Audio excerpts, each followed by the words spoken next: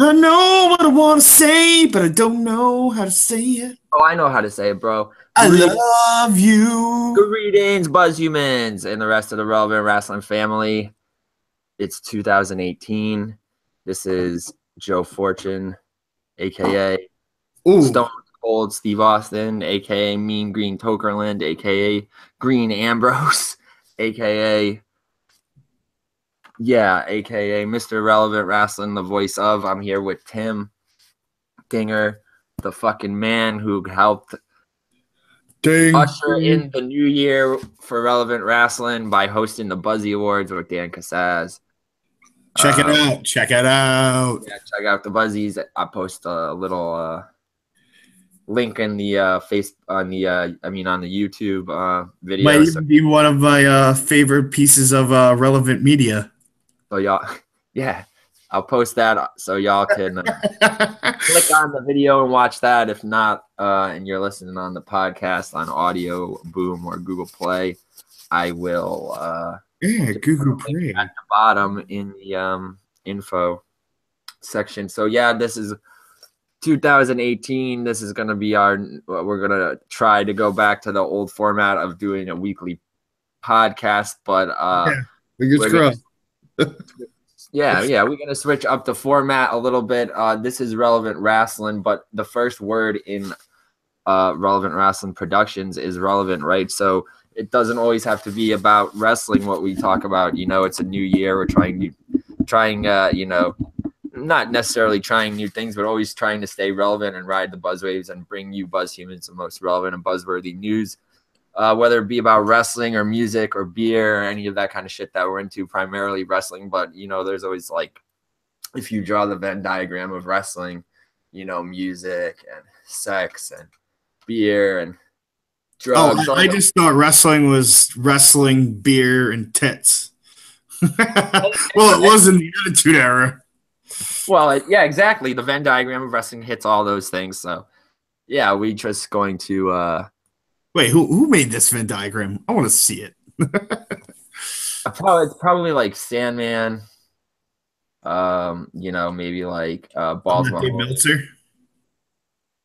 I could see this is like when they did probably like a Shane Douglas when he was the teacher. Yeah, they did the. Oh God. Dean Douglas, yeah, it would be like the Dean Douglas Venn diagram of wrestling: sex, booze, tits, weed, all that kind of shit. Because you know it's 2018 and we can live. No, it's not the Attitude Era anymore. But you know, Relevant Wrestling is always trying to bring the attitude. No more Mr. Nice Guys. We're just gonna be off the cuff, off rip. You know, just shooting the shit. Like I said, Relevant Wrestling Weekly Buzz. Make sure to check us out on Facebook, Twitter, YouTube, Audioboom, Google Play Music, Relevant Rasslin Productions, on the Twitter at Relevant Wrestling. Check us out. Going to be posting a lot more pictures from live events. Obviously, we're going to be hitting up a lot more live events in 2018, starting with the Evolve double shot on the 13th and the 14th of this month, I think it is, in Queens, New York. Actually, it's a triple shot because there's like a style battle on Sunday. Believe it or not. I thought it was FIP, dude. I know that. Stop it. Yeah. I know hockey, but it's not. It's style battle, and I think Gabe knows that like the last few style battles have been kind of weak, so he kind of like loaded this one. It's got like Janela, Walter. I think I'm wearing the Big Daddy Walter shirt right now. Nick Gage, Janela, Walter, Kyle the Beast. And that's just like that's anytime Nick Gage is brought up, it cracks me up. It just cracks me up. Bro, Gage is like you know, like I know our Buzzy Awards is primarily, you know, that's just how you guys vote. Fucking don't blame us, blame you fucking fans for voting that way. You guys always have WWE guys dominate it, but like Nick Gage was a contender, I believe, for like most improved for 2017. Nick Gage, I'll never forget his days in CZW going crazy, and then one day I look on the internet and he's like Robin Banks. Bro, oh my God, dude. I was like, I know that dude. He used to be CZW champion. Hey, he's got like down at like Game Changer Wrestling. You got to check out the Instagram or the the Twitter. No, even on the Facebook page, because they're all over, you know, which is great. I know that him and Homicide run that school, but I believe on either like Wednesday or Thursday nights they do like an open ring thing. So basically, like, you know, like you can go down and train with them for free on Thursday night. That's an interesting pairing. For like, yeah, I know, it's crazy, right? Homicide. And yeah, dude, speaking of that, I know they have a show coming up in February, and this match I know you'll like because this is one that you probably wanted to see years and years ago in ROH, but they do have, and you know, this is God willing he can even appear because wasn't he just in jail, but apparently he's out too. See, dude, lots of they like in New Jersey loves wrestlers that have been in jail. Teddy Hart and Homicide are booked for the next Game Changer show against each other. Okay. As much as I would like to see that match happen, let's see if it happens. Well, yeah, exactly. You know, because it has the X factor. You know Teddy Hart's track record. But yeah, relevant wrestling. Lack thereof. Oh, Teddy Hart was supposed to be here today, but for some godforsaken reason, for the 70th time, he's not here. And guess what? He doesn't give a fuck. But he's got a cat, dude, and some weed, so. He has a cat? Yeah, dude, you haven't seen that gimmick? He's got, like, his cat wrestles with him. Dan showed me this a couple years ago. There's obviously a Vice documentary on it, and he that's like, dude, he's kind of like Stevie Richards. Like, I don't know what it is with like pro wrestlers and cats, bro. And like the same thing with like, it's like this. I mean, I guess it's a meme thing, you know. You got like Hamaro with the Daryl. Right? Yeah, dude. Like he like he's like a cat whisperer, you know. Like is it a cat or is it a pussy? No, like Stevie Richards is He's like the head trainer for DDP Yoga. A cat, yeah, he's like a cat whisperer too, but stop. All right, let's get on. Let's get on to the meat and potatoes here. All right. Yeah, so anyway, you know, like I said, Relevant Wrestling definitely going to be at more shows. Teddy Hart's a cat whisperer. He trains his cat to climb onto the turnbuckle and shit with him. That's what I was trying to get at. But yeah, we're going to try to be at more shows. Like I said, Evolve. 98 and 99 this month. Hopefully the Game Changer show in February or some, you know, other New York area shows. House of Glory has a show too. I think they have Homicide and I think they have Low Key and Amazing Red booked for February for oh, that's a good one. I just miss the old days when like ROH was like going around. I know, it's just crazy they're booking all these like retro ROH matches like now. It's like all the old ROH guys who are like still working like the tri-state area or who always work the tri-state area. There's one classic ROH match that I still want to see, but it's never ever gonna fucking happen. What is it?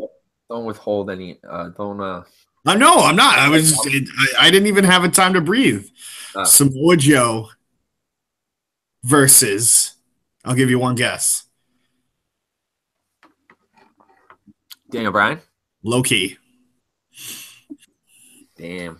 Yeah, dude, the crazy thing though, like now, like he's kind of working now that like, dude, you know how he is burning every bridge and shit like that and just well, I think they actually had the match booked for a show that I was going to be on. And it's someone had to get replaced, and I think he got replaced with like Roderick. I think Joe got replaced with Strong, and it was Strong versus Low Key. Dude, and you know, like he left Impact, so now he's just like doing like the New York thing. Well, he's always been he's always been a tough for maybe that's just his gimmick. All right. So more pictures, more more shows, more coverage, more reviews. If you haven't already checked out, like my, I've been doing more work with the Japanese Pro Ichiban page and those guys, the JPI team. We've been doing our Wrestle Kingdom preview. We're gonna talk about Wrestle Kingdom on the show. That's what this episode is named after. I hope you guys like dig the artwork and you enjoy the Migos meme.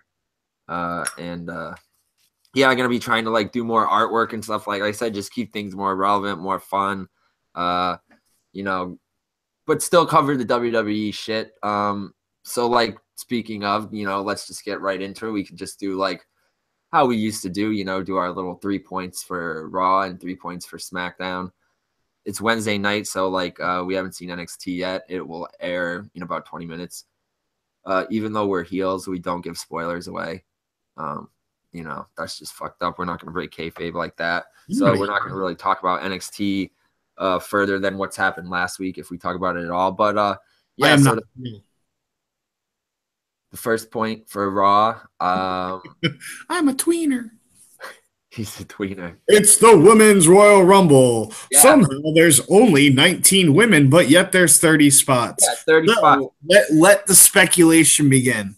Are you excited for it? I'm excited, but the thing, okay. So this is let me throw down the gauntlet. All right, I'm super excited, but you do have 19. You have 19 women on the active roster between both shows, and yet you're having a 30-man Royal, which is great because the intrigue of who's gonna pop up, and from what I've heard is to fill up like I think 7 spots. I know there's an 8th spot, but I have no idea who they said it was. It was Iconic. The Bellas were going to return. And then you got Beth Phoenix, Ember Moon, Nikki Cross. So 7. So that's 26. So you got 4 more spots. You know. What's this thing going on with Caitlyn? Is she returning to WWE or did she just like book an indie? Oh yeah, Caitlyn could be the last one. And then that leaves you 3 spots. So you know everyone's clamoring for Rousey. Yeah, Rousey. You know what I would honestly, who I would love to see? Karma come back. Is she still with Impact? I don't even know who's like. I don't even know, dude. If there's one thing I have no care to follow or just don't follow, it's Impact. It's just a bunch of shenanigans. Maybe if they pick their product back up after the move to Canada, but it's not my cup of tea. The only thing I just am like really, really concerned about is like. They're gonna turn. I want this to be serious. I don't want there to be like, you know, like out of nowhere James Ellsworth comes in or like Santina comes in and like does some like BS. Like, and to be honest with you, I don't even think Ronda should be in it. And no, I'll take that back. She could be in it, but there's no way she wins. Because if she wins, that to me personally, that's a spit in the face to all the women that have been there for so long. Because you're gonna immediately, it's Ronda Rousey. Okay, that's a huge signing. I get that, but then you're gonna pop her right into a WrestleMania title match. Really? What about Bliss or Asuka? I mean, neither of them are really confirmed for it, and they're still. Well, because what I've heard is that Asuka's going to beat Bliss before the Rumble. They're gonna she'll invoke the title rematch, the title clause. And I think if that all does happen, I think Asuka will retain to keep Asuka out of the Rumble and protect the streak, right? Yeah, but also too, what does it matter? Why not have Asuka win it? Have Asuka come in at 30. Yeah, see that's. And then I don't think it matters either way. See that makes me think that they're looking to put. Like I don't know if it's a red herring or not. You know, you got to speculate. You know, we already have Dave Meltzer telling us that Rousey's confirmed for. He didn't say. Did he say Rumble? I think he did say Rumble. So we'll see. You know, honestly, to be completely honest with you, it just like okay. So if like they are even putting it out there that they are concerned with like protecting Asuka and having her lose the streak by being in the Rumble, that means that they don't want her to win it. So that means probably Rousey is coming. But also, too, what does it matter if she loses the Rumble? It's not like she's not losing. Well, yeah, she's losing a match, but technically she's not losing a match.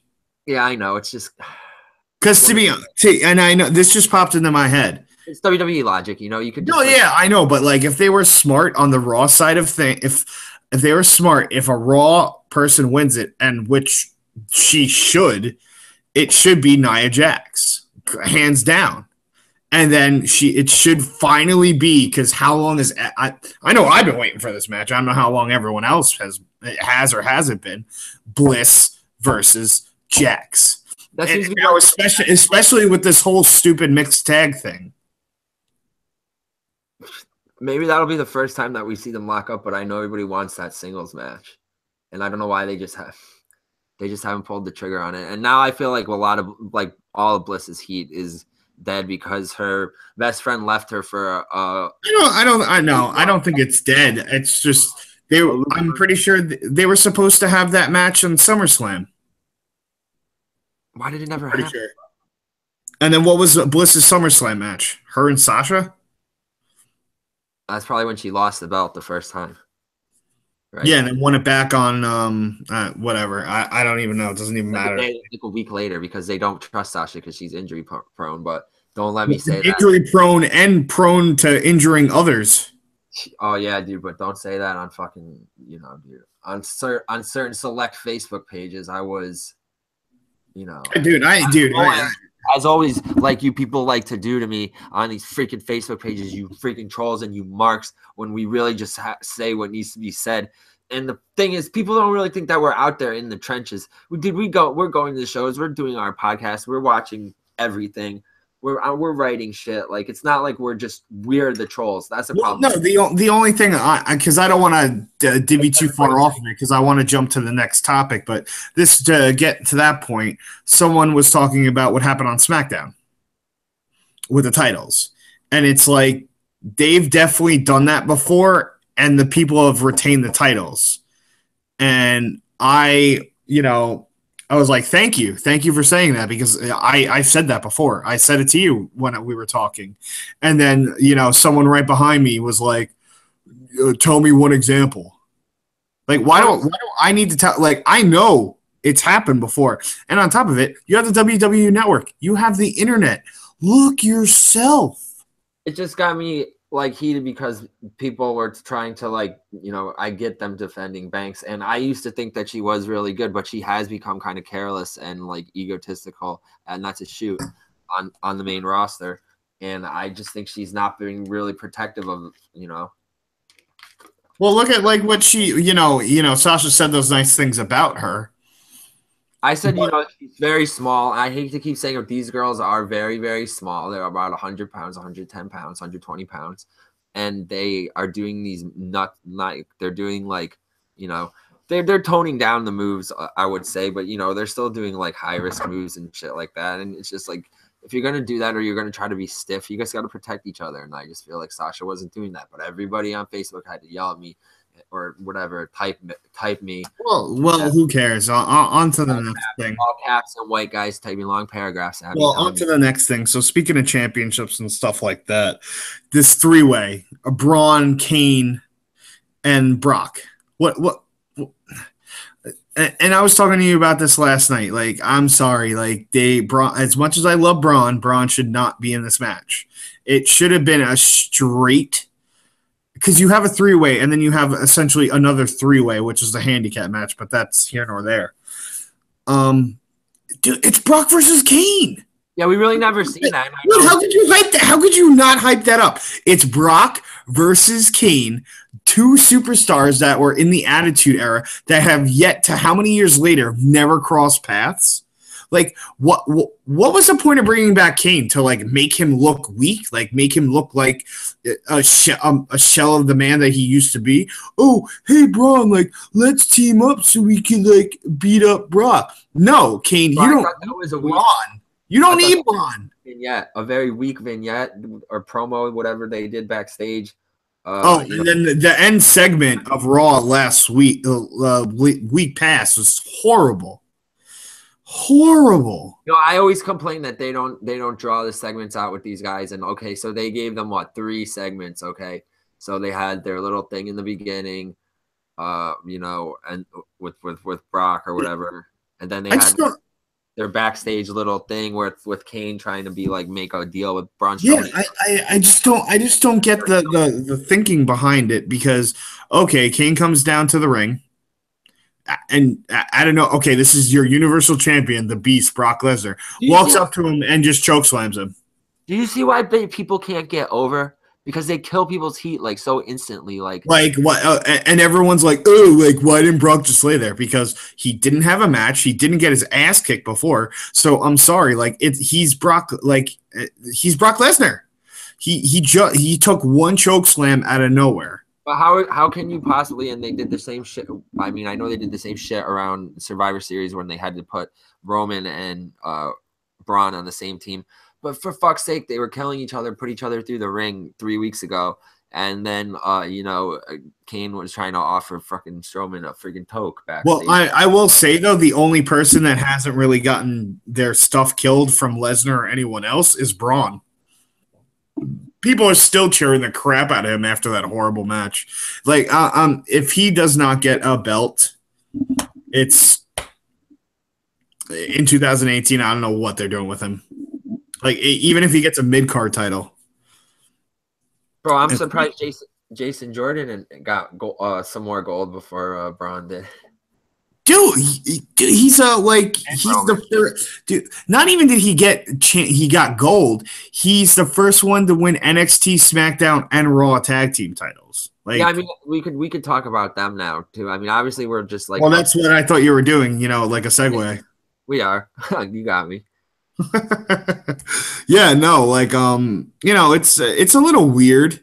Like, obviously we upset about the booking of Kane and Strowman and Brock because it's just, I don't know, it's wasteful. I don't see what the point is. Like, Brock could cleanly pin Kane and it's fine. And Strowman could win the Rumble, and then we could have get both. Oh, God knows who's gonna win the Rumble. Maybe my man Baron Corbin. We could get this year and a lot of years is like a really good toss up of like who's actually gonna win. Yeah, it is like pretty obvious most years, but I'm glad that this year it's a little like, okay, as long as it's not Roman Reigns number 30, then we'll be all right. But speaking of Roman Reigns, there's another segue. See what I did there too. Yeah, look at you. You're learning. Oh, look, it's like a proud papa. I thought that match was good, man. That match is good. Like, I've said it before, the man's turned me. He can work. And it probably helps. Helps with the people that he's worked with. But also, too, and he hasn't been able to really shine. I'd say one of, if not his best matches was versus Brock. But Joe can work anyone, dude. And for his size, too, he's a beast. He's ridiculous. Yeah, I thought that was the better of like the singles matches of the night. Like what was the who did Jordan? Oh yeah, it was like again like dude, Jordan Cesaro. Yeah, it was another iteration of the Shield versus the Bar. 6 months in a row, every Raw, just insane. That just shows the lazy booking and how nobody can, how they're just constantly killing heat. But I did like that match, and I really thought Joe was gonna win. I thought that was gonna Well, that's the thing that kills me is that he had Roman kind of like puts him in like killer promo, and then the thing that kills me is you get hits with one spear, clean pin, 1, 2, 3. Not like I was like, oh, it's out of nowhere, but I was like, okay, as soon as he hits that spear, because with Roman's matches, that's like, and I know like it's the finisher, but like it always builds up to Superman punch, and then like, oh, when's the spear coming? When's the spear coming? When's the spear? And like, and this time it was different because he usually does the like, because also too half the time when he does the like something happens, you know what I mean? Like, and also too, if it's gonna be a spear, I like it out of nowhere like that, but. To me, when he does stuff like that, it's not like a devastating spear. It's like, oh, what? You like knock the wind out of him for 3 seconds, and that's why you got a pin? Bro, if I was booking it, and I don't know why they put that no DQ angle in there and didn't, I felt that was a perfect opportunity for them to get the title off of Roman, still protect him, have Jason Jordan cost him the belt, kind of drag things out between them and kind of like start to tease like the breakup of Rollins and like But Well, also, I mean, too, I feel like they're just doing like too much with the referees, and they're putting a lot of focus on the referees on both shows for some reason. if they pulled the belt, like if it was a no DQ match or if it was a DQ match and Reigns got disqualified and they pulled the belt off of him, then it would still make sense for him to be able to go into the Rumble. It would save his heat because okay, he lost the belt, but it was Jordan's fault because of that no DQ thing. Like, why even put that stipulation on there if you're not gonna like play, Well, they did. Well, yeah, but why not actually have him pull the trigger on it? Well, that's called being sensical, my friend. To me, that would have been a good way to get the belt off of Roman and kind of like still, like we said earlier, kind of like be like, damn, well, who's gonna fucking win the Rumble now? It's kind of like, it's a guess. It really is a guessing game this year, and that's kind of making it. Yeah, but what also too everyone forgets is desirable to watch. There is still a pay-per-view match between Rumble and Mania. And also, too, they're throwing out title changes on freaking Raw like it's candy. Or SmackDown. Well, SmackDown had 2 title changes.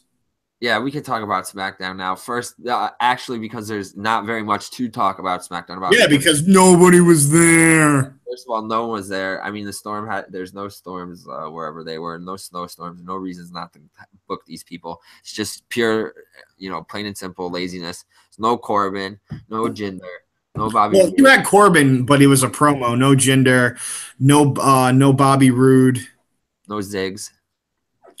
Well, that's part of the ongoing storyline, but because you know what it is that we were talking about is that everyone else in the U.S. title wasn't on the show, except for Woods and Aiden, and I think they said Randy took time off, and then Nakamura. I'm not like a fan of those these tournaments that are not like a one night thing because that always makes you just forget about them or not care about them or just like. Well, what I really don't understand is that why did they not do? Who's gonna get hurt before this tournament is even over? And why didn't they do Raleigh versus Zach last night? Yeah, or at least do that. That's what I'm getting at too, bro. Like, why are you spacing this shit out? Like, do at least 2 matches. 2 matches a night. Kill a bracket. I get it. They want to drag it out until the pay-per-view. I can understand that, but it's still going to 1 match a night until the pay-per-view. Come on, dude. I'll forget about it by next week. Oh, yeah. Yeah. But also, too, is the person going to win and then Ziggler is going to come back? What, and do the CM Punk and John Cena double? Who knows? Well, no. Well, he really can't because they kind of deaded the angle where they he relinquished the title. Yeah, see, they kind of did. They shot themselves in the foot there because he did put the belt down, and unless he comes with his own oh, I got this one made or something, that new design one that they keep claiming that they're gonna introduce, that old kind of style one. You saw that with the red strap or whatever, and it's got the silver. Oh, yeah. 2K17 or 2K18 game. So it's probably just fake news, people spreading it around on stupid fucking Facebook pages. Oh, this belt's going to come. Yeah. But I don't know. That's a possibility, and I'm not opposed to that. I hope it leads to something bigger for Ziggler. Maybe he wins the Rumble. Yeah, right. But that's always a yeah, that would be crazy. I think they just do that to fuck with us. Is they always put Ziggler in the final 4 too, but he always winds up getting eliminated by the big guy. Oh yeah, you're right. The big heel always puts him out. Yeah. What did you think about speaking more about the Rumble? Because obviously that's all that's going on. The women, the Ruby Riot Squad. Yeah, the Black Eyeliner crew, bro. I know you were texting me that you were. I just don't know why. I don't know why Sarah Logan had that face paint on. She was looking like a raccoon. Bro, Chris was saying it's their gimmick. He's they each have the t-shirt. He said, I got that. I kind of got behind that. He said, they have a little gimmick now. They got the t-shirt and they got the black eyeliner. But it's not black eyeliner. I thought it was. What is it? Face paint? Dude, it's fucking... Dude, eyeliner is under your eye. Like, she had it, like, here. Yeah, mascara all over. Dude, I don't know what the hell they call that stuff. No, it's fucking face paint, dude. Well, it still kind of looked cool now. No, she looked like a raccoon. Bro, I know. You and Chris were And then both... you got Crackhead Sally over there, and then you got Ruby Riot, the only one that's actually, like, ridiculously, you know, which is talented. Well, no, I can't say that. But it's the fact is, like, you only know about Ruby. Like, who the hell is Sarah Logan and who the hell is Liv Morgan? Like, I don't even remember Sarah Logan in NXT, if she was ever in NXT. But also, too, half the time they don't show the women on NXT anymore. And the thing I didn't like either was, dude, wait, just killed their heat again. They got their asses handed. They won the 6 women match, and immediately afterwards, their heat was just...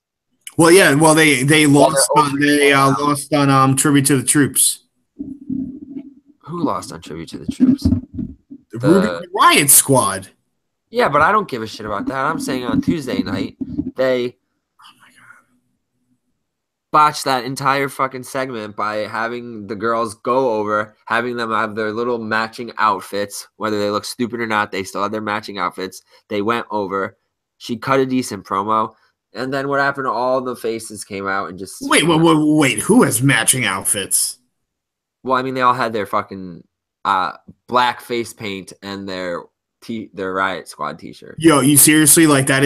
You're gonna have to edit this and cut this out, because that is, like, the stupid... Like, this whole eyeliner thing is so stupid. If you don't like it, then shoot on it, bro. Go ahead. Don't hold nothing back. No, because it's not eyeliner. Like, you know, Liv, they wear eyeliner. She wears eyeliner. Sarah was clearly wearing fucking face paint, dude. Yeah, that's clearly, like, why? What? Oh, Sarah, like, tonight you're gonna look like a fucking raccoon. So go out there. Yeah, well, that's what she is. She's backwoods. How do I know that? I've never heard a thing about, oh, this is Sarah Logan. All right, so I got a gimmick. Can I pitch you my gimmick for Sarah Logan? No, because it really doesn't matter, because you shouldn't be pitching me the gimmick. I should know who the fuck she is. I got a gimmick that will help. This is not even a gimmick. Well, you could tell me, but it's going to fall on deaf ears. Well, tell me what you think about this. Okay, so you say that she looks like a raccoon. Now, let's say that she was bit by a raccoon and she's Raccoon Woman. No. And she brings out this, like, roadkill thing. Be like, hey, what up, Charlie? You want a kissy? My dead roadkill? Yeah, I would say she doesn't get not that she get bit by a raccoon, but that she has a pet raccoon. But it could be like dead. It could be a roadkill, and they can do all these zany segments where it's running around the locker room and it's got, like, one of the girls' got Liv Morgan's panties in its mouth, and it's running, or whatever the girl's name is. Yeah, that's gonna fucking fly. Running around, and dude, Vince likes that kind of shit. And you know, it's got it's not about what Vince likes anymore. He works for, you know, ever since if you ever noticed, ever since they became a publicly traded company, it's been a very, very different show. Well, dude, yeah, that's obviously, we know that, and we know that they're going to be bought by Disney within the next 5 years and become a completely oh boy, Goofy. What do I want to say? Completely implode upon themselves and stick their heads up their own assholes, or pull doesn't matter to them, because they're their lips over their fucking foreheads, and they're just so on to the next thing. On to the next thing. Obviously, dude, we could obviously SmackDown is just the only, like, you know, semi kind of good thing on SmackDown, but it's still kind of, like, weird, is they're going to be a payoff to this whole it is pretty weird versus Shane thing. Kevin Owens, goading idiot Sami Zayn. I think there's going to be a match at Mania, and it's going to be a mix of the 4. I don't know what it's going to be, maybe a tag match. But then I don't know if you saw, like, I think it just came out today. Brian was saying if he's not going to wrestle by WrestleMania, he's never going to wrestle there. I did read that, and I'm glad that you brought that up, because I did want to bring that up. Yeah, And, like, if they really want to test the waters with him, put them in a tag match so he's not, like, fully doing the whole match. See, the way I interpreted the quote or like his article was that he said, like, if he is not booked for Mania, like, he's not gonna be at Mania. Like, that's it. He's done. He's pulling the trigger on leaving, is what I think that meant.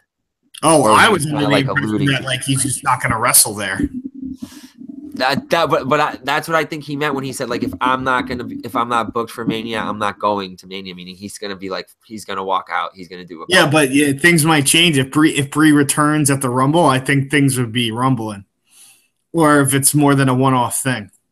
Dude, I don't know. You know, he could really just blow the internet up and take Cody up on that offer to be at the 10,000 seat show, the Bullet Club show. No, I don't think he would do that. Would you want to see it though?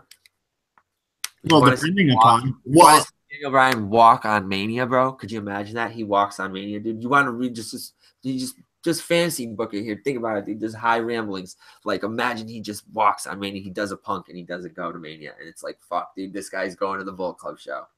I just want to see him wrestle again, man. I miss him wrestling. Like I'll never forget the first time I'll never forget the first time I seen that American Dragon versus Christopher Daniels versus Low Key triple threat ROH first show.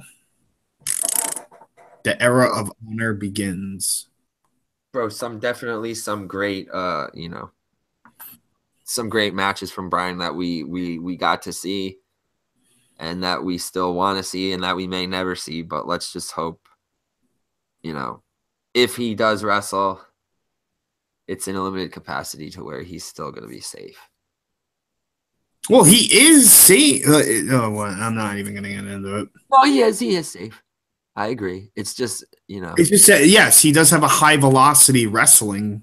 But like maybe if they were smart and they want to protect him, maybe, and I know this sounds crazy because it is Daniel Bryan, turn him heel. And he could just do mat work. Oh, no, but nobody wants to watch mat work or technical wrestling. Yeah, because nobody wants to see. Nobody watches wrestling for wrestling anymore, and that's the problem. Yeah, it's not like it's a problem. It's that the target base is children, not children, kids, the younger crowd. I wouldn't even you know what I mean?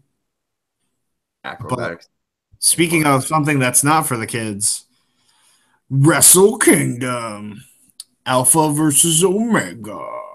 Yeah. Well, dude, I feel like New Japan's for the kids. I do know LIJ is for the kids. And that is going to be our first, segue into our first, we're not going to talk about the whole card because I already wrote a fucking preview on it with the JPI team. And, you could go on there and read that. And we just don't have time to, there's a bunch barely have enough time to do the damn show. Yeah, so we're not going to cover the whole show. We barely have enough time to do our fucking show, let alone cover their whole show. But we are going to cover the two main events, obviously, or just give our little opinions on it. I wrote a couple questions down. I'll just ask Tim. These were some of the questions. You guys have already heard my opinion on it, so we'll just get Tim's opinion on it. Ooh, lucky me. He can answer some of the questions that were asked, by Austin to me in the Austin, who's our head editor and our writer for the JPI group. Oh my God, I thought you meant Steve Austin. I was like, yeah, what? You talked to Stone Cold, bro? Were you at the Broken Skull Ranch? Yeah, dude, at Gimmick Street. Oh, Gimmick Street. I love that place. Where everybody knows your name. And so, he asked us a few questions about the main events, the main event, the semi-main event, or the semi-main event, depending upon who you ask. But you're talking about Kenny and Jericho? Yeah, Kenny and Jericho. So the first question I would ask you, dude, is do you think that Jericho is going to adapt to the New Japan style? Will he have to adapt to the style? Is that even a question? It's Chris Jericho. And also, too, it's unfortunately, people don't know. It's not like Jericho's never wrestled for New Japan before. Granted, it was years and years and years ago, but dude's a chameleon. I have no problem or no worries that he's going to be able to adapt, if he even needs to adapt to the New Japan style. He needs to just adapt to Kenny Omega's shenanigan style. Yeah, dude. I think, you guys have seen my opinion on it, but there you go. Tim thinks that Jericho is going to just be the GOAT as always and just, you know, seamlessly and flawlessly just fit in. And I definitely agree with that. No, and I agree. And you know what? As much as people may not like the no DQ, stipulation, How do you feel about that? How do you feel about that? I enjoy it, like, because to me, it's like it doesn't have to be about chairs and tables and everything. It's no DQ, like no rules. Like this match could just be an all-out brawl. It could be whatever they want it to be without like the ref having to intervene.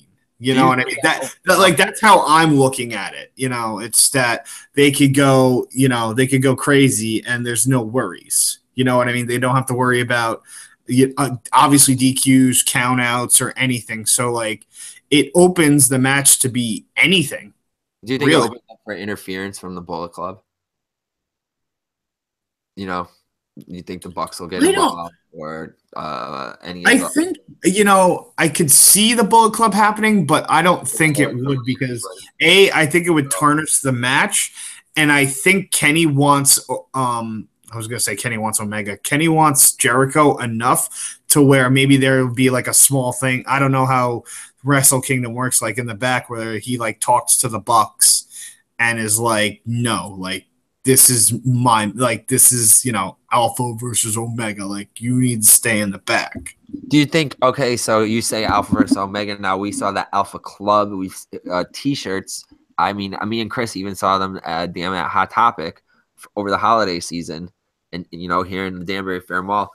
What would you think that you know, what would you say if maybe Jericho, somebody debuted or not even debuted, helped on Jericho's benefit and started the Alpha Club with Jericho? Well, also it would, but it had to be like, to me, it has to be an old school star that, you know, because if you're gonna join the Alpha Club, he's got to be an alpha, right? I like that. Yeah. You do.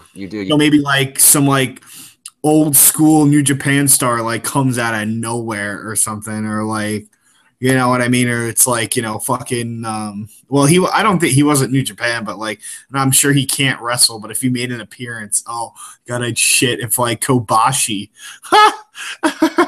Or even so. Or, Jericho and the Muta. You know what I mean? Yeah, dude. There's a lot, and I'm pretty sure they have history, don't they? I like back in the day, but yeah. So obviously Jericho was like the biggest shock, you know, that won like our Buzzy Award for like at least for Jericho won 3 Buzzies. I know that, but at least him and Omega together, they won the you know, Internet Buzz of the Year with announcing their match. But like, so would you ever want to see, or I'm sure everybody has someone that they would like to see, you know, also do what Jericho did. So like, if there could be any other crossovers, who would you, you know, who else would you want to see like debut or have a match in New Japan? Okada Cena. So you would want to see John Cena go to New Japan? Or dude, that would be rich. To WWE. No, I think it's more so them going to the other promotion because everyone goes to the E. Oh man, Cena in New Japan, bro. That would be, you know, it would be crazy if Cena came and helped you. Well, no, that's totally Mark shit. Sorry. What about like, dude, like imagine this is crazy, right? Matt, clearly like Jericho has his blessing. So what if like there was this like nuts WWE invasion of New Japan, like NWO style, like Jericho beats Omega, and Jericho's got like 2 guys next to him, and he's just like Sami Zayn and Kevin Owens. No, it's got to be alphas, man. True. And I would say maybe now we're going wild. Like Great Muta and Suzuki. See, or, like no, not. See, like I would like I would like to see some maybe like Yeah, like a big name like legend, but then that would like break up the Suzuki. But you know that could be like something new for like, you know, for Suzuki. Maybe there's no more Suzuki Gun now. They're Alpha Club, and it's Jericho, Suzuki, and those guys. You know, but it's like at least they have like their little. It could be led by vets and still have a couple, you know, noobs in there, but. Oh yeah, kind of like an evolution, but you know, I don't know. As excited as I am for that match, I'm a little more excited for Okada Naito. Bro, I know it's Wednesday night, guys. I know everybody's out there probably. You know, we're gonna post this. I'm gonna post this immediately after we're done recording it. That way, everybody has time to watch and listen to it before Wrestle Kingdom, because I know all you freaking guys and girls out there, you're doing your Adderall and you're smoking and drinking and getting fucking ready. I know even some of you guys. I'm not gonna call you out. I'm not gonna call you out by name, but some of my writing buddies. But I'm not gonna shoot on you guys personally.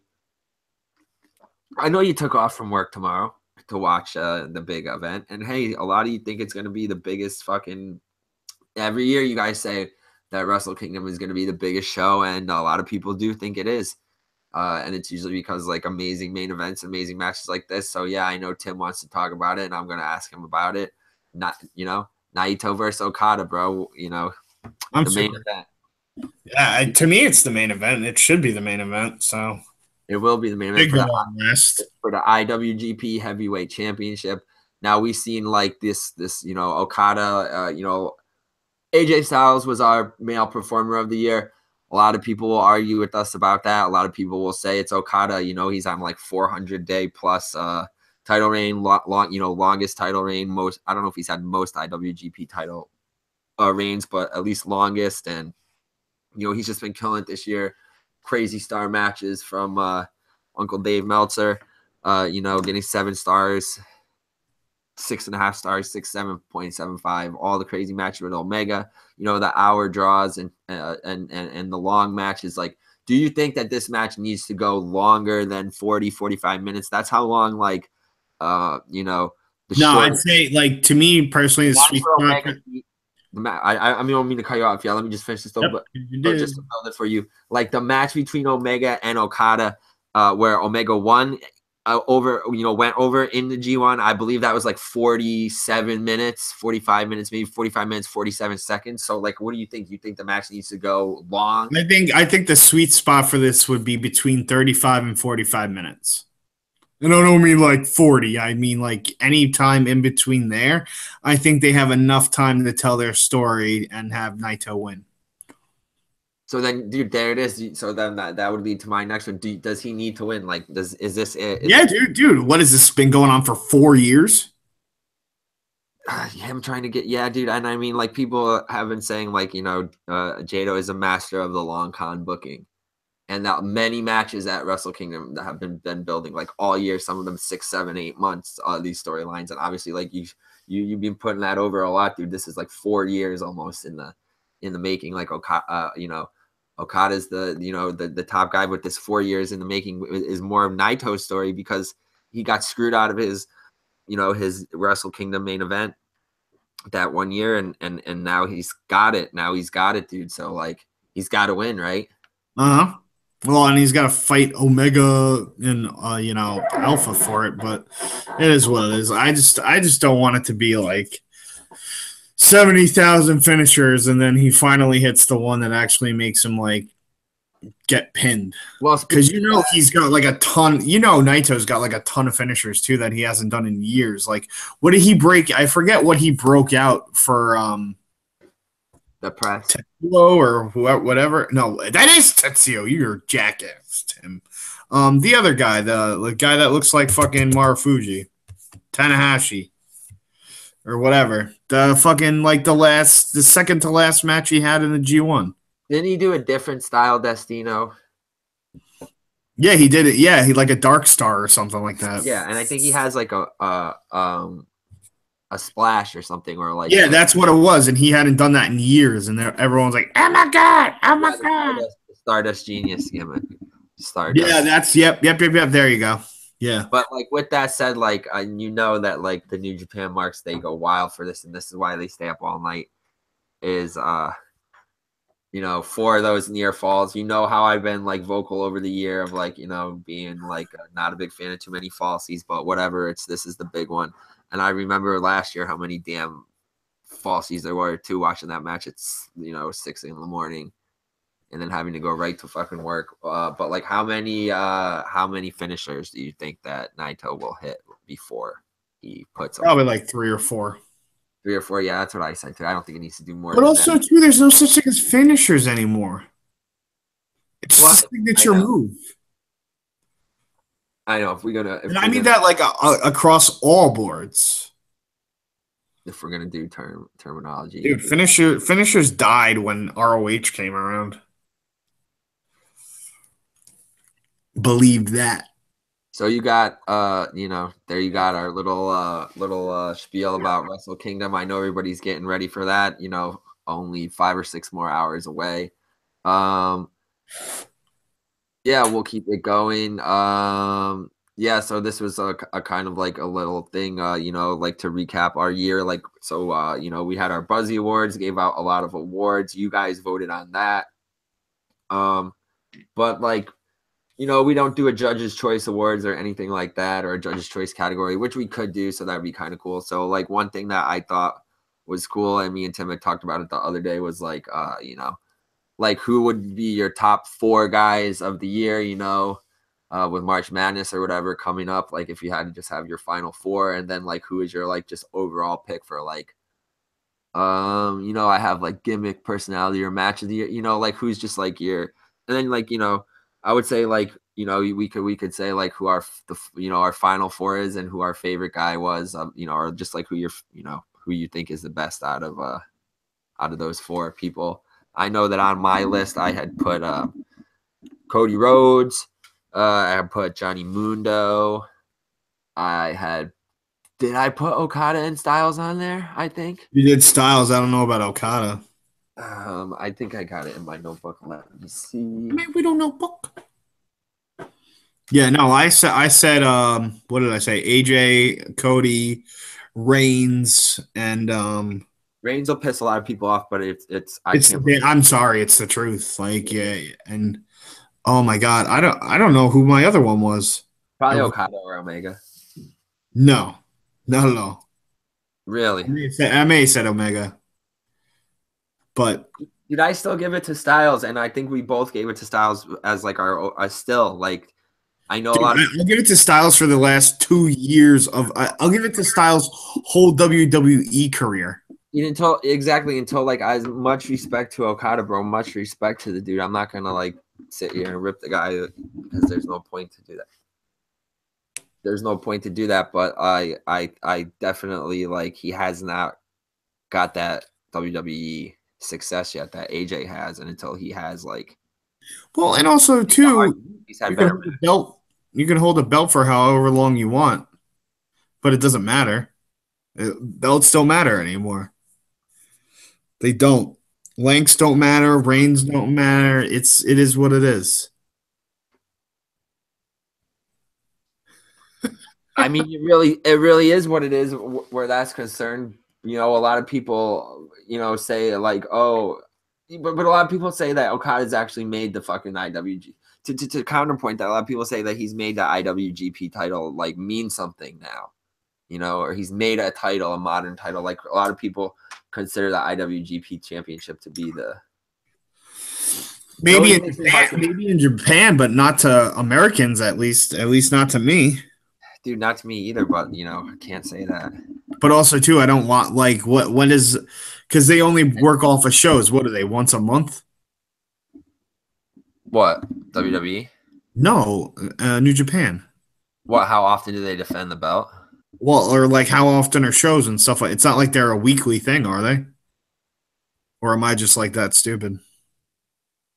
Dude, not stupid. That's not what I'm saying. No, it's like, yeah, they do their little tours, you know. They do like their like 8 to 10 day tour, and then they have like 2 weeks off, and then they do like, yeah. So it's a completely different defense too.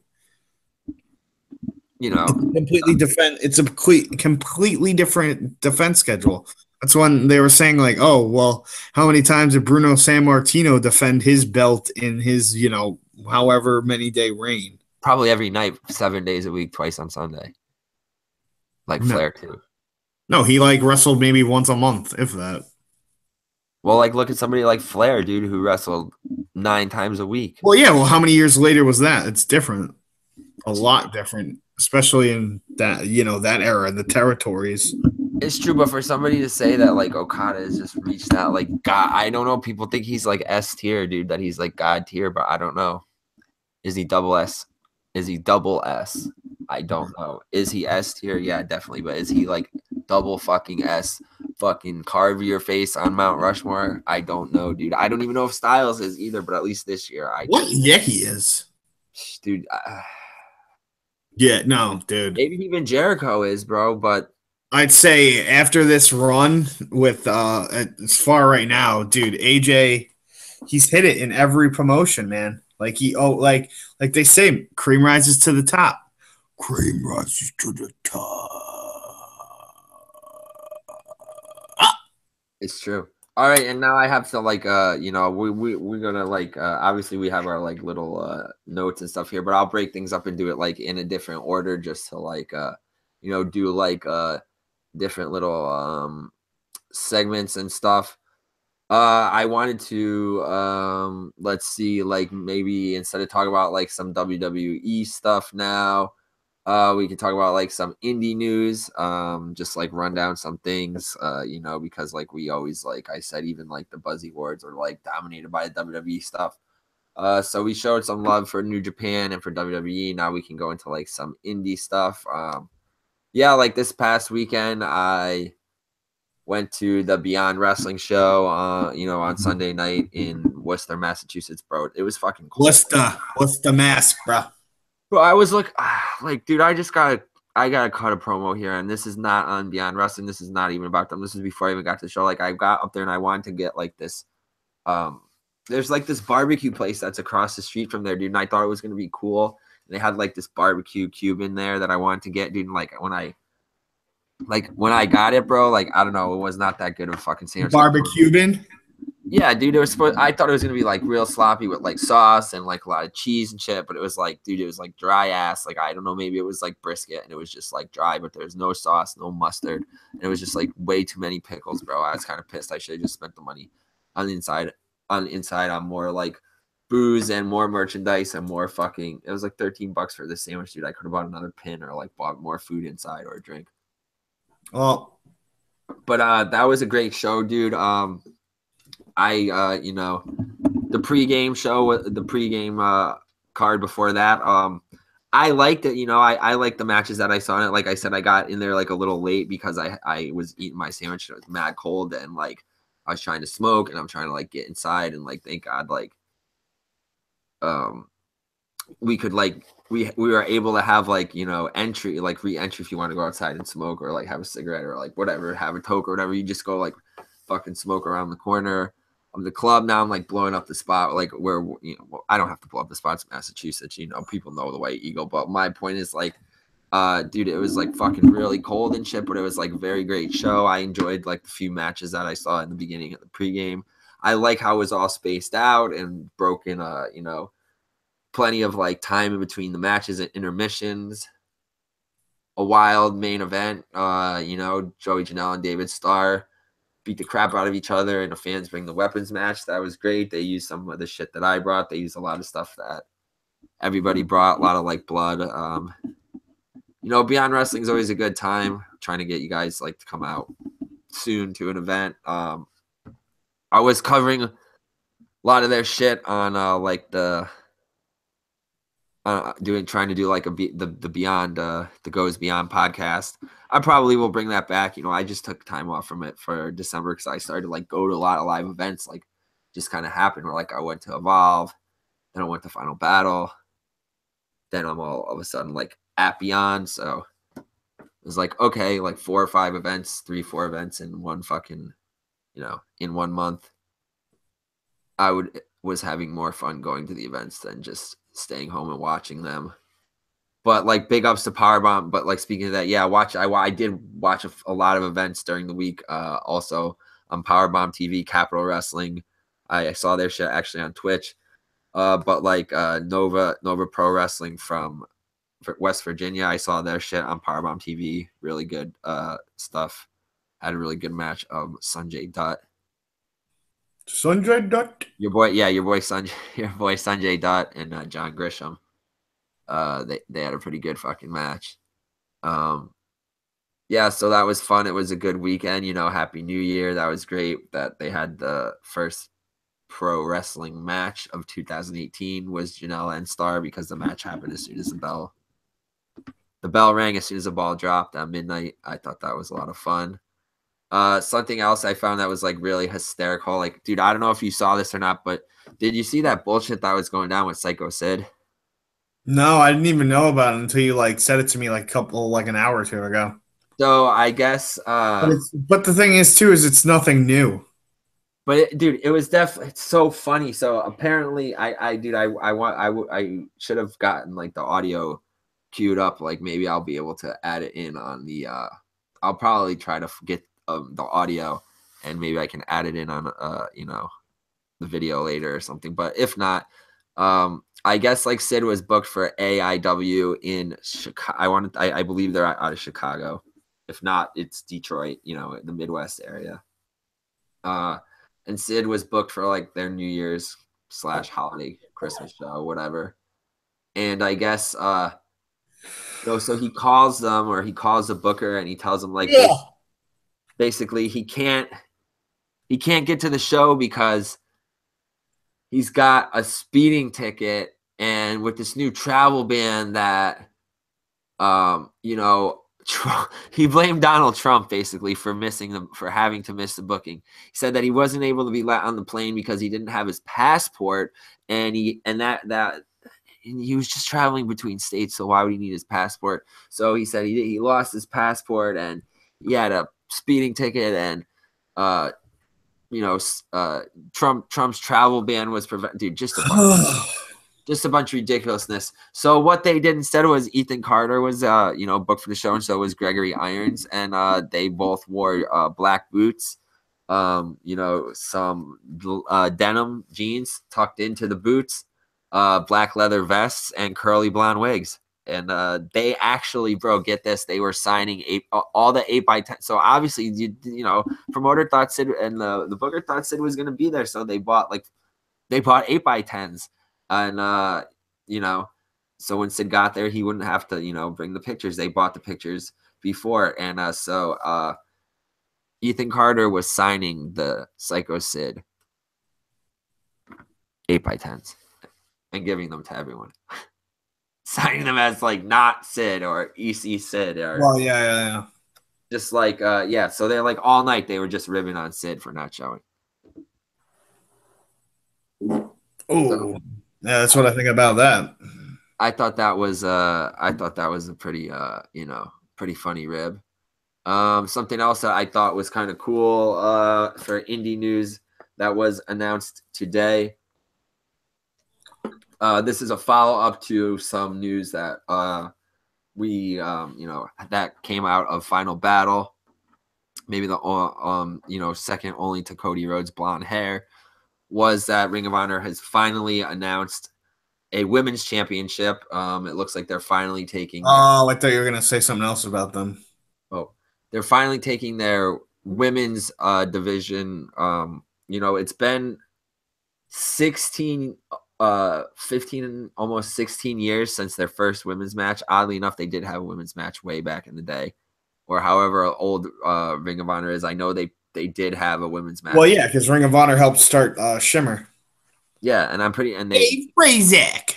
You know, as crazy as it is, I'm pretty sure back in like, you know, 14, 15 years ago when Ring of Honor started, Alexis Lurie or maybe Allison Danger were on that first. Alexis Lurie? Who is that? Who is that?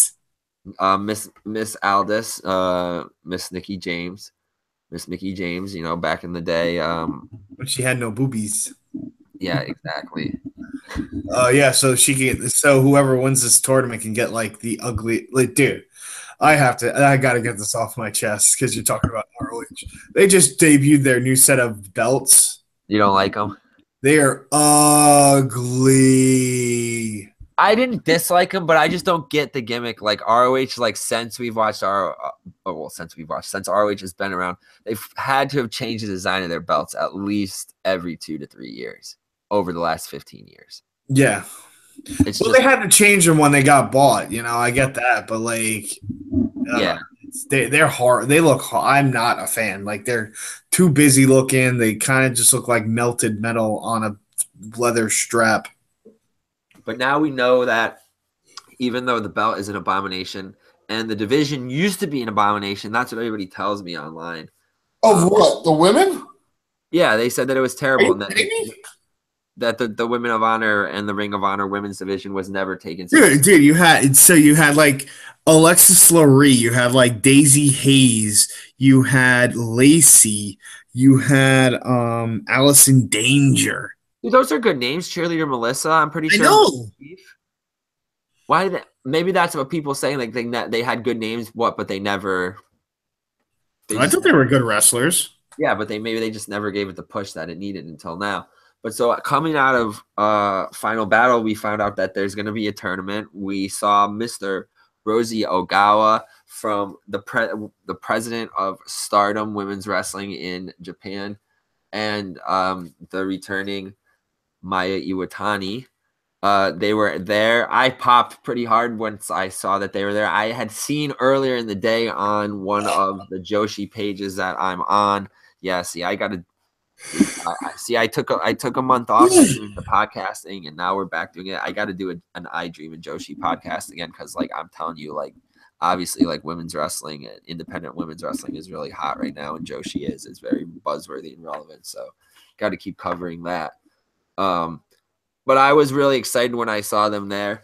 And I had seen earlier in the day, like I said, on one of the Joshi Facebook pages, probably on Joshi Cafe, that I had that Rosie Ogawa and Maya were gonna be in New York, and I guess you could have put 2 and 2 together. Oh, they're in New York City the morning of Final Battle, after being in California for the big like Rise seminar and the big Rise weekend that had like Asia Kong and Bull and Medusa at it. So this was just like, I don't think anybody could have like seen that that was going to be the ending of like the little Stardom excursion of the girls coming to America.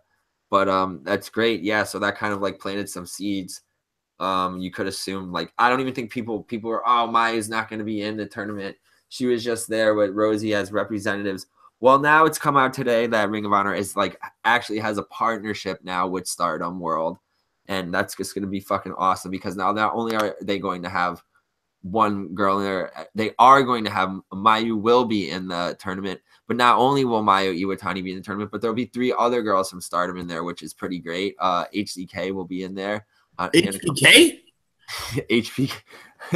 No, HZK. Dude. HBK's going. Oh, Michael Hickenbottom. He's got us. Oh my God, dude, you're great. Yeah, so Shawn Michaels will be in there. No, HZK, she'll be in there. She's a good. All right, dude. The one thing I could tell you about her is she does have a great like butt splash senton. Like if you ever remember Doink doing the whoopee. What's up with this whole butts lately?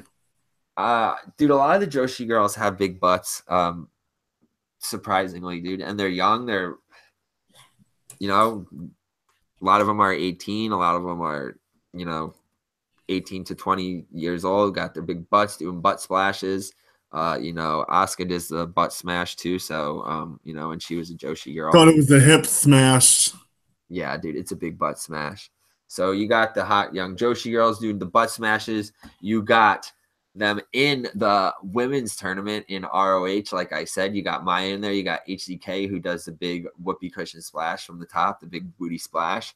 You have Hana Kimura, which that's another big pop. The daughter of Kyoko Kimura and Asayo Kobayashi. So both former wrestlers, in Japan, big names in Japan. So wrestling is definitely in her blood. Maybe she'll put the Kimura lock on somebody, tap them out, right? Win. And Kagetsu will also be there. That's like she's another cool Joshi girl. She has pretty cool silver hair, and I just like, she does like, I know you don't like the eye makeup thing, but actually Kagetsu has a cool kind of like cyclone eye makeup. on her. No, it's fine. It's just the fact that, like, out of nowhere, bitch be looking like a motherfucking raccoon. Bro, I'm telling you, that's her gimmick. Like, I'm telling you, it's gonna be great when she comes out with the pet raccoon, or when she says she got bit by the raccoon. You're gonna love it. But dude, I don't know anything about them. Yeah, I know, and that's why they don't get over. There's no backstory to those girls. Now, exactly. Let's hope that Ring of Honor can be a shining example of what to do with their women's division. Well, no, because it's like clearly we brought up, you know, two of the same groups on both sides on shows to fill up this Mania. Rumble, I mean. Yeah, with no build whatsoever, and you know, girls winning tag matches, but then getting the shit kicked out of them afterwards and losing their heat. But speaking of female competitors that we like and respect here and at Relevant Wrestling, and here and now, that we were big fans of, and I promise you bliss faithfully. This was an event that I know, and this kind of got me, like, you know, really into the whole Joshi thing this year, and getting more into women's wrestling. We'll also go into the Shimmer show that I went to at Mania weekend. I guess you could say that kind of kicked it off for me. And then, like, with the Mae Young Classic, I'm talking about Jazzy Giebert, Alpha, aka Alpha Female, you know, from WXW, and you know, I'm pretty sure she's wrestled in either Rev Pro or Progress also. Everybody wanted her to, you know, she got eliminated early in the tournament by Abby Lath, Princess Kimberly, Abby Lath. But she had a strong showing. They gave, you know, her the Cedric Alexander treatment, which is not the same thing as the Rich Swann treatment. We did not put her in a headlock and drag her back into the car. We chanted, please come back and please sign Jazzy. And apparently that's not going to happen, and it may never happen. And nobody knows. Nobody seemed to know why for a while, and we saw her back on her social media, kind of hit it hard, hitting the indies hard in, you know. Oh, you saw her back on the indies? That's rich. That's good. And unfortunately, like, it seems like same kind of issue, same reason why they did not sign Io Shirai. Yeah, there, I fucking say her name right. Whoever calls me out and tells me that I say her name wrong, screw you guys. I know what it is. Her freaking sister's name is Mio. Her name is Io, okay? There you go, you freaking jerks who think I don't know my Joshi. Anyway, when Io, who also was supposed to... Oh, does she know Kairi Shea? Kairi Shea? Yeah, dude, hey, Kairi got signed. Why didn't Io get signed? Nobody knew for a while. Neck problem. Same thing with Jazzy, bro. She let it be known that she didn't get signed because when she got her medical evaluation, they found an issue with her neck, bro. No, it was her back. Yeah, but I mean, like, the spinal column, right? Some things, like, wrong with the discs. Yeah, she's got like 3 or 4 herniated, bulging discs. Yeah, for some reason, I always think that's, like, your neck, but it... Well, it could be your neck. It could be, yeah, it's part of it. It's just your that... neck. Your back, your poster in, your crack. What? I seen there was, like, I don't know who put it up, but or who retweeted it, but there is like a GoFundMe out there for her to get some surgery, and, like, it sucks without WWE money. She's not going to be able to afford the surgery, and she won't be able to get to WWE without the surgery. So it's like, yeah, but she even said even if she does get the surgery, there's still a chance that she might not be able to wrestle again.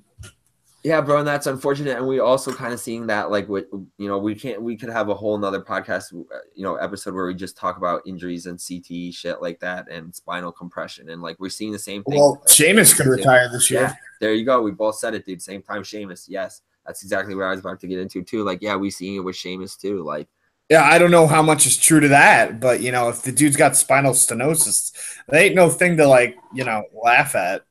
No, not at all, bro. It ended Austin. It ended Edge. Exactly, bro. Just like Goldberg. Who's next?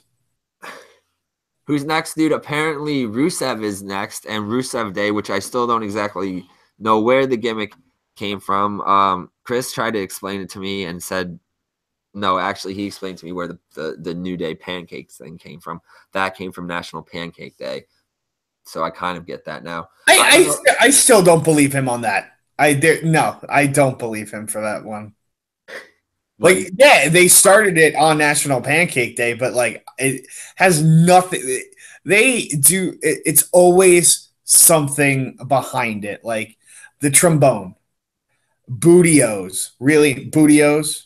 bro, you got to hear my cousin. She gets so worked up over that. She gets so, how are they selling bootios to kids? I don't understand how they can put this on wrestling. Don't you know what that means? You know what that means. And I'm like, I tell her, Courtney, What? Oh my God, it's it's butthole. hysterical Oh, though, bro. Yeah, I know. okay. She knows it. And then when me and my uncle were watching Raw on Christmas and New Day came out, she's like, I cannot believe that they're saying bootios on Christmas. And I'm like, yeah, you better believe it, because that's wrestling these days. Well, I don't know if you were celebrating Christmas on Tuesday, but New Day wasn't on Raw. Yeah, but maybe they showed a promo of them doing selling trying to shill the shit on they still had that promo, bro. Not the promo, but the commercial for the network. I didn't see Not it. the network, to buy shit from Shop Zone, bro. Oh well, I didn't watch Raw on Christmas, so Yeah, well, you did the smart thing, bro. Spend time with your family. Fortunately for me, my grandfather and my uncle and my dad like wrestling, so we all kind of just assumed that role on Christmas. hey, no, that's cool. If I could have, I would have watched it, but I But didn't. speaking of like New Day and merchandise, that segues me into back into talking about Rusev. Couple things about Rusev I saw in the news this week on the sheets.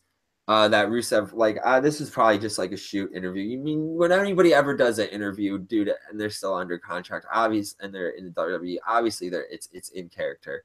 It's not a shoot, it's a complete work. But Rusev did mention that he wanted to work both brands like John Cena did. Why does Cena? He always has and maybe that's what holds him down, dude, is that he always has like this kind of like silent feud with Cena, or this like Twitter feud with Cena, or they always taking like subliminal feud with Cena. That's kind of like what I'm getting at. They're always taking shots at each other and shit. Like when he got mad that Cena got his spot in Survivor Series and this and that. Oh, Cena comes back and he gets a spot. He's always taking shots at Cena. Maybe that's what holding Rusev down. But he did say he wanted to work both brands. And despite me not really, or any of us exactly knowing the origin of Rusev Day, it appears to be over because they're saying it's got like the highest merchandise sales for the holiday season. Well, yeah, because it's Rusev Day. On the first day of Rusev. Come on. Dude, But also too, and I don't know if you said it, but I was reading it and it's true.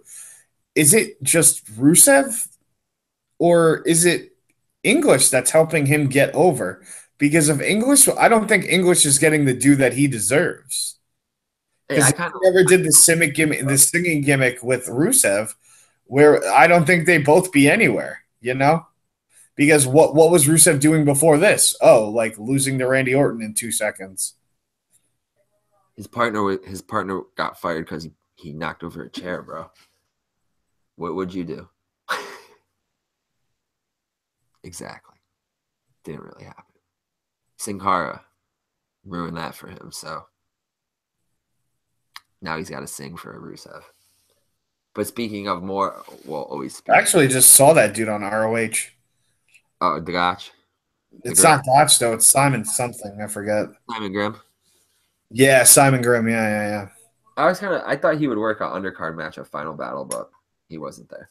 But speaking of the merchandise and high sales, it's kind of like, and I mentioned this earlier that when we were talking about Wrestle Kingdom and that Chris and I had seen the merchandise in Hot Topic when we were Christmas shopping. Apparently Jericho's merchandise is outselling Young Bucks merchandise right now at Hot Topic. I don't know how much of that I believe, because but how much merchandise compared to does Jericho have? Is one shirt outselling all of the Young Bucks shirts, or is combined? I don't know how many shirts Jericho has over there. So I think he just has the Alpha Club one and maybe the Alpha versus Omega one. So that's a shirt with Kenny. So that would go to account for, I would think that they could both count that as getting sales. Not, Bucks. Yeah. The Bucks have a couple. They have the cease and desist one. They have like an elite one. They have No. Yeah. Like that's what I'm saying. Is it like one T-shirt over another, or is it his one or two T-shirts over all of their like is it combined versus combined? But that's here nor there. You know what I mean? That's fodder to me. I like. It's big when they signed it, but like, what did T-shirt sale? Like, what does merchandise sales to me mean? Nothing. All right, so we will go to another new segment, a real quick segment that we're trying to introduce new segments here, just to pop you guys every once in a while, break things up, do things a little differently. Oh my god. We got the tweet of the day, trying to get more active on the Twitter. And nope, never. I know Tim hates it. He made that perfectly clear at the Buzzy Awards, but there is, there are some great Twitter accounts out there. Ryback is always pretty funny. Jordan Grace says some funny things on hers. She's very honest. So is Maria Manic. They're two very honest female wrestlers on there about their careers. Always like the Chuck Taylor, Orange Cassidy, David Stars. They always have like funny shit on there. But it doesn't always have to be a funny tweet, just a relevant tweet, a cool tweet, a wrestling related tweet this week. Maybe it's not always a tweet that's wrestling related, but this week it is. And this is in regards, this one comes from your mom. Yeah, it comes from Beyond Wrestling. And at Beyond Wrestling, their Twitter handle. And that's the Twitter handle that primarily Drew, the owner and booker, Drew Corday. Well, I don't know if he still books. We have, Drew's very secretive about who the booking committee is, but, puts the booking into the hands of the wrestlers. But, yeah, I was at this show. Relevant Wrestling was there. Took a lot of pictures, took a lot of videos, contributed to the fans being the weapons match. Yeah, I saw that. People have seen the GIFs, and they cock with the teddy bear. They've probably seen it on Powerbomb TV. But our tweet of the day is from Beyond Wrestling at Beyond Wrestling, and it is, damn. You threw a wild party when the venue is keeping the damage deposit to cover the cost of cleanup. Hopefully no incidentals got charged for the after party, sponsored by at 6 Point New England. And 6 Point New England, obviously. Well, this is all I got to say when I read that. It's A, it's funny as hell, but B, why didn't they clean up? Well, I think. Why didn't they clean up? Like, seriously. Because we're not trying. We're not an upstart. We're not like an up and coming promotion trying to save money. So fuck it. Screw the deposit. We'll just leave all this shit here. Hey. I mean, I agree with you there, dude. And I maybe they just wanted to go party. I can't blame them. Drew just ran a 7.5 hour show, but still. Well, I think also too, how much is a deposit? You know what I mean? Yeah, exactly. But I just think it is funny that and dude, that you don't want to be out there scrubbing blood and broken Legos and yeah, but that's what you have people that like the ring crew and that I don't know what you know what I mean? Yeah, dude, should have made the training. Just because you don't want to do it doesn't mean you're not gonna. Yeah, what did you say to me earlier? What did you say to me earlier? You gotta pay it forward, bro. No. Knuckers need jobs. No, I said dudes have jobs, bro. But I said knuckers need jobs. You know what I'm saying? No, bro. When I said that earlier before, that was because you asked me. Let's be honest about what I meant with that before. You asked me about Wrestle Kingdom, and you said, No. And I said, dudes have jobs, meaning I cannot stay up all night and watch Wrestle Kingdom. No, you're totally wrong part of the conversation, buddy. No, I know where. No.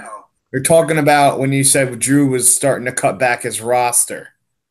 And I said, well, good, because people need to step up. And then you said Knuckers need jobs. Yeah, well, they need to exactly. They do need to step up, and he should have made the people that I don't know. He was on I kind of liked it though. You know, he did his little Q&A thing and earlier. Yeah, I think it was yesterday, but you know, he's on a little tear on there saying some people like I enjoyed, like I said earlier, the pregame you know, show, but like Tim said, yeah, like there are some tweets on there where Drew was not really happy with some of the talent. You know, Dude, he wasn't happy with the pre-show at all. Yeah, so why didn't he just make them clean it up? Then they could have bought more beer. But that was a good tweet, you know, great, the tweet of the day. Yeah, you want to get a better spot on the next show? Clean up the shit. Yeah. clean up Joey Janela's blood, damn it. Yeah, get AIDS. Oh my god, you're great. So yeah, like before we wrap things up, we can talk about some like going to a party, always bring your hat. A couple non-wrestling related things. Tide Pods. Everyone's digging the Tide Pods. Bro, what is beside I like Dude, literally, like I'll go onto Facebook and I'll scroll down my feed and it's like maybe like every third one, it's like some stupid like Tide Pod thing. I don't know if someone was like eating Tide Pods and died and everyone's all like jump on that train, but like now I see things where it's like someone will put like, oh, how to make like the best pizza ever, and it's like a pizza with Tide Pods on it, unbaked, and then in the next picture it's Tide Pod, it's baked. I don't get it. When I googled it really quick, I tried to like find a, you know, like if maybe Meme Drop or somebody did, or Know Your Meme did a video or something about it, but they didn't. I saw like I don't even know what it was from. Not Gawker or one of those things. Regardless, maybe there was a New York Times thing too, but I guess they said, you know, so in the beginning of the year, like a little kid had died from eating one of those. So as the internet does, you know, they started to make, you know, one or two memes about it, and then it just kind of like took off. And then like obviously because American kids are fucking stupid, is like, are you know, fucking retarded enough to you know, are you that much of a fucking mouth breather to fucking actually do a meme in real life? And like just like the fucking stupid hot water challenge and the choke out challenge. Oh my God, don't even get me started. Yeah. These fucking yeah, these marks. Yeah, there are some kids that actually did eat the Tide Pods. So fucking good for them. They got a bright future. Yeah, dude. Something else that I thought was really fucking hysterical. I know we're not supposed to talk politics on Relevant Wrestling, but this is a new year and we don't you know, we don't hold anything back. Well, you could talk about politics because I have no interest in them. Yeah, except for spoilers. I know that Dan had made a funny post about this, and I wasn't exactly sure what it was, so of course I had to, you know, Google and see what was going on with Trump. But I guess the other day, him and Kim Jong were cutting promos on each other, bro.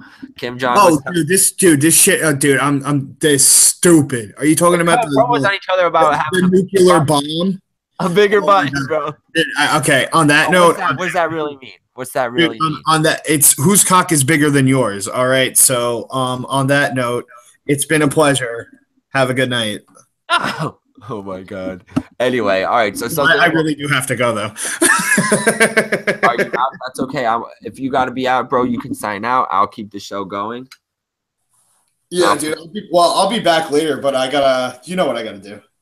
Oh yeah, dude. Handle business, bro. And you know, we this is just the start, bro. It was great. You know what I'm doing, bro? You know what I'm doing?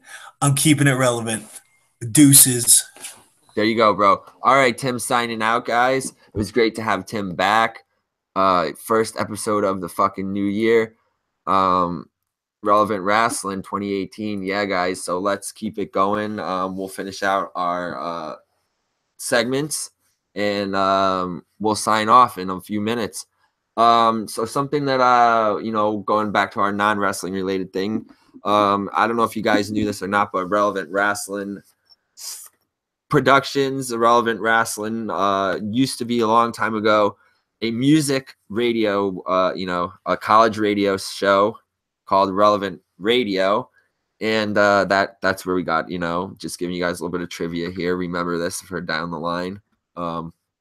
This is, you know, we don't always reveal the secrets here, but here's a straight shoot. Yeah, we used to be a little college radio show called Relevant Radio, and you know, we just evolved the brand from there.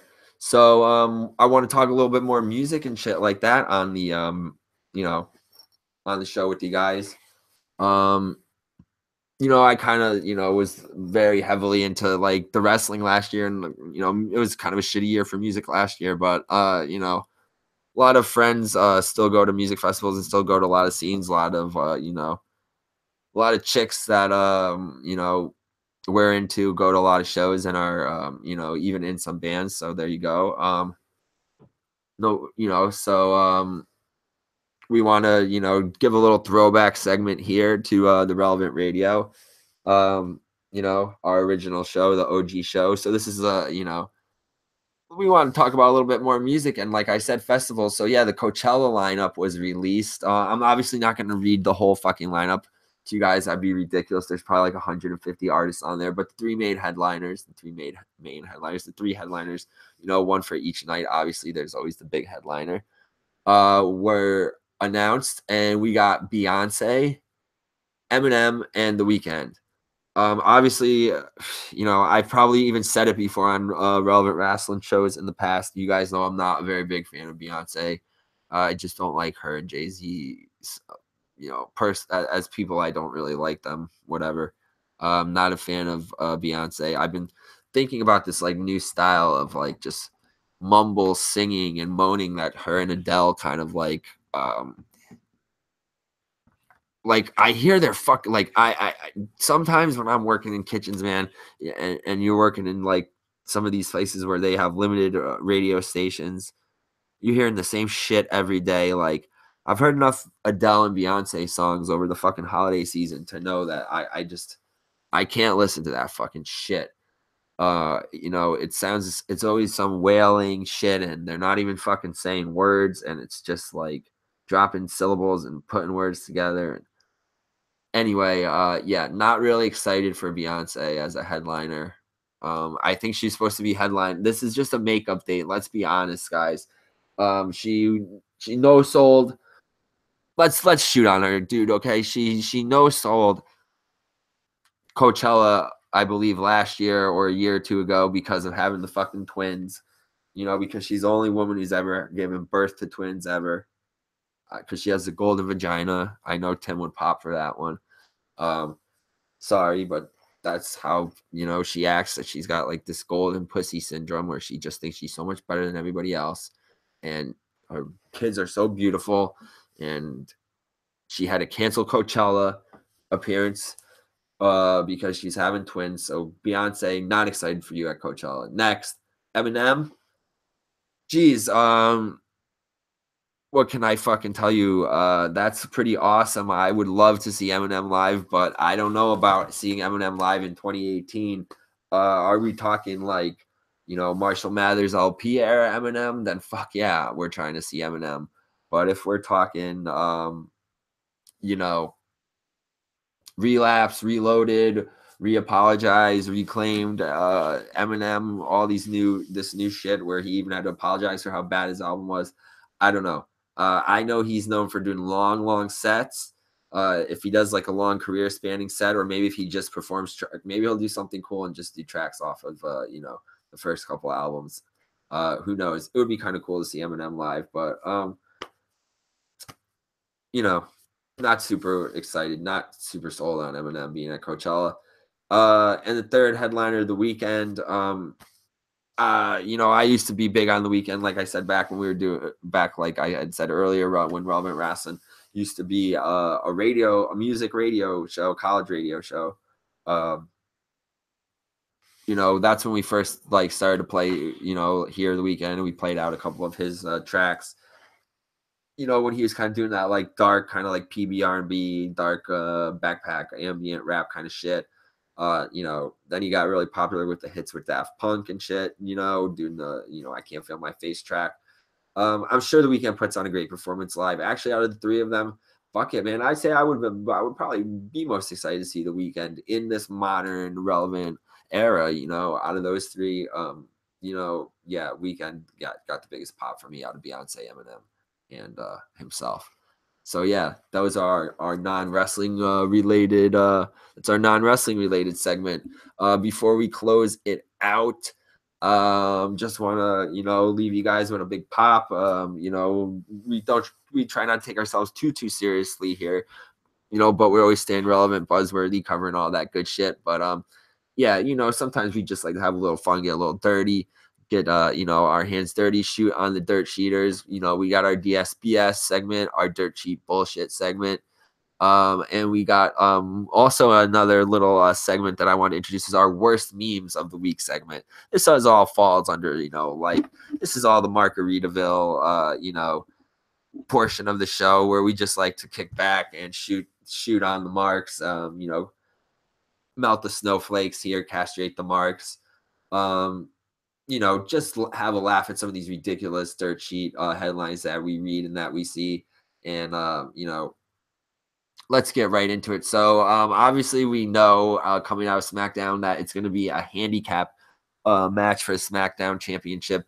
AJ Styles will be defending against Kevin Owens and Sami Zayn at Royal Rumble.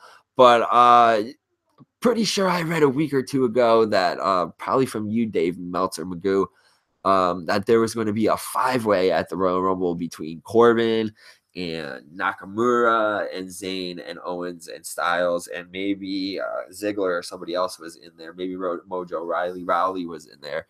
Rowdy Riley was in there.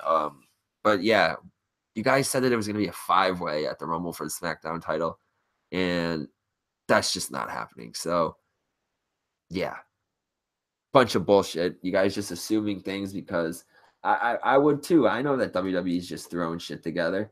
And they're putting a bunch of,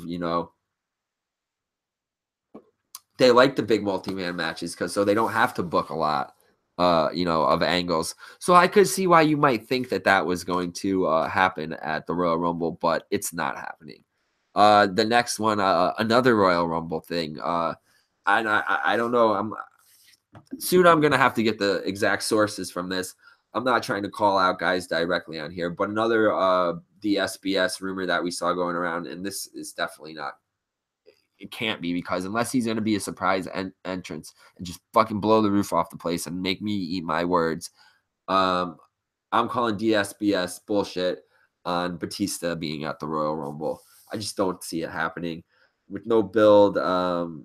This guy's out doing movies. He's always dropping hints that he wants to come back to WWE, but I just feel like he's trolling because he knows he's out there making that Hollywood money and he don't need the WWE. He's got that superhero money, that Marvel Comics or maybe DC. I don't know what the fucking Avengers are. He's not even on the Avengers. I don't know what movies that Batista was making. Guardians of the Galaxy. Yes, I do. See, I wasn't gonna let you guys get me there. Just working you guys there. Yeah. So, but I'm calling DSBS on Batista at the Royal Rumble. Guys, the worst memes of the week. I know there's some hysterical ones out there. Wrestle memes, LO wrestling. You guys have some funny ones out there on No DQ, Wrestle Nation forums. All you marks trying to make your stupid memes or funny memes, but there's a lot of crappy memes out there, and we're gonna call you out on them. Now, there was this John Cena meme out there this week saying that the you can't see me hand gesture was banned. Guys, that's funny. That's a funny rib, but it's kind of fucking stupid. It's not really a rib. It's definitely something that a mark would try to say. It was a really poorly made little flyer. I think there was either a fake petition or some sort of fake injunction filed against Cena. No, come on, guys. Freaking ridiculous. Funny, fake news. Would pop me if I was like 12 or 15 years old thinking, oh, that's so funny. They banned the you can't see me. But come on. I mean, lame, guys. Lame. Another whack one that I saw, and I know that you guys think that this is so funny. This one probably pops all the same people who say, see you next year when, right around New Year's, when they have off from work for New Year's Eve and day, and then they see their coworkers back on the second. Dude, whoever made the Brock Lesnar part-timer meme, that popped me for about 3 seconds. And then I was just like, come on, guys, you're going to recycle that same old fucking joke. Yeah. Oh, Brock Lesnar has appeared. You might call him a part-timer, but Brock Lesnar has appeared on every Monday Night Raw since, this year. Yeah, no shit, guys. Obviously, it's a work fucking meme. It's going to make me pissed off. You guys work me. You got me pissed off about it because I think it's dumb. You got me fired up. I know that Brock Lesnar has appeared on every Raw this year. It's funny. We know the guy doesn't show up, okay? He's a fucking special attraction. The guy is a once-in-a-lifetime athlete. The guy is fucking larger than life and probably the most believable guy in the company, if not in the business today. So enough with the stupid Brock Lesnar memes. And stop making the fucking memes about his daughter, too. Have some damn respect, guys. Okay? Just ridiculous. No more Brock Lesnar memes. Can we leave that shit in 2017? Please, guys. All right? Let's leave it in 2017, all right? You and your freaking memes ripping on wrestlers' kids. Get a fucking life, guys. Guys, that should wrap things up here. We hit a whole bunch of new segments tonight and old segments. We're doing the Relevant Wrestling Weekly Buzz thing. We want to make sure that, we're staying relevant in the new year. We were thinking of throwing in the towel, but you know what? We said, fuck it. There's just way too much going on in wrestling. It's our thing. We like to critique it. We like to break balls. We like to break each other's balls. We like to shoot on shit. We love wrestling, but we're definitely not marks. We're not smarks. We're just straight shooters. We're not going to bullshit you if we don't like it. We'll tell you, you might not always agree with Relevant Wrestling. You might not think our opinions relevant or buzzworthy, but sometimes we just got to get it out there and we got to say what we got to say, guys. That's just how it fucking is. You know how Relevant Wrestling does things. No holds barred this year, guys. That's our new thing. We were thinking of throwing in the towel, but we just got too much to say. And we would miss you guys too much, those of you that do listen. But try to show us some more support, guys. We could really use the likes on the Facebook page. We could always use the follows on Twitter. We like interacting with you guys. That's something that we really want to try to do this year is interact with more people. So, hit us up, email us at RelevantRasslinProductions, RelevantRasslinProductions@gmail.com. Send us questions, send us funny memes, funny pictures, shit for us to castrate. Quotes from, the dirt sheet guys, funny tweets, pictures, all that kind of shit. We like that kind of shit. We want this to be relevant wrestling. My goal, our goal with this has always been for it to just become a fun brand, get everybody involved, do shows about wrestling, not necessarily, we're not an independent wrestling company. We're not looking to get into the business. That's never our goal. Our goal is always just to have fun, do our damn thing, do our thing with the buzzies. Do our shows. We threw a lot of content out there last year, but we're trying to get more focused on everything this year. But just like I said, show us the support, follow us on Facebook. Like us on Facebook, follow us on Twitter, subscribe to us on YouTube, listen to us on Audioboom and Google Play Music. Guys, this has been episode 1 of Relevant Wrestling Weekly Buzz, episode 1. Do it look like I'm left off Wrestle Kingdom? Huh? Do it. Do it. Do it. I don't know, guys. Check it out. Check out the album. Check out Wrestle Kingdom and see if Relevant Wrestling was left off Wrestle Kingdom. Only a few more hours, guys. I know you're going to be staying up, all you buzz humans, for the big show tonight. So make sure you tune into us before. We'll get you hyped up, get you going so you can ride those buzz waves. Before we sign off, we want to dedicate tonight's episode to Emily Dole, a.k.a. Mountain Fiji, one of the original Glow members of the Glow roster, the Gorgeous Ladies of Wrestling from back in the late 70s, early 80s. Trained by the awesome Mando Guerrero. If you guys have seen the Glow series on Netflix, if you've seen the documentary, you might remember Mountain Fiji. She was one of my favorite characters. She's kind of like one of the big mamas of the group besides Ghetto Queen. Mountain Fiji was the big Polynesian girl, and if you remember from the documentary, she had really bad issues with her knees due to her weight. Unfortunately she passed today, only 60 years old. So rest in peace, Mountain Fiji. you know, guys, put one in the air for her. You know, I'm sure her spirit's going to be looking down on women's wrestling, on all of wrestlers. You know, even if you guys thought that Glow was silly back then, it did something for women's wrestling. And, you know, women's wrestling was kind of a theme that ran through the show tonight. So support women's wrestling as always. Support indie wrestling. Support professional wrestling. You know, love it or hate it, critique it. It's always relevant to us, damn it. Relevant Wrestling Productions. Kayfabe may be dead, but originality and diversity are not. Guys, catch you next week. This has been Relevant Wrestling Weekly Buzz. Peace.